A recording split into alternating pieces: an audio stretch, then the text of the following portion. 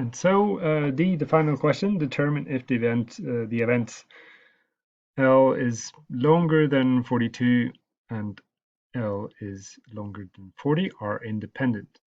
And the check that we can use for independence is this. If the conditional probability probability of A given B is equal to the probability of A, then A is independent of B. Another way of saying this is,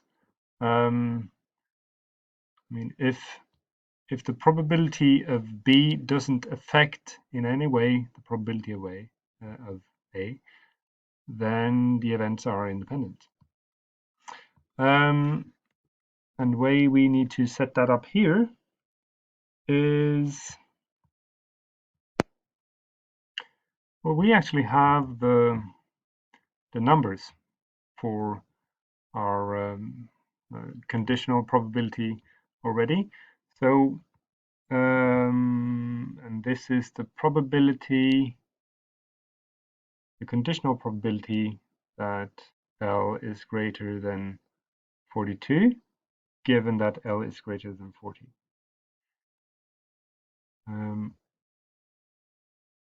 And this turned out to be 0.311, right?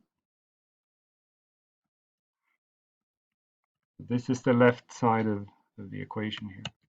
Now, is this equal to the probability of A? And the probability of A here, that's the probability that L is greater than 40, which was 0.435. And the reason we could say that this was the conditional probability was that this turned out to be the same as the probability that L is greater than 42. So we have the numbers, and we can see that, okay, well, they're not same.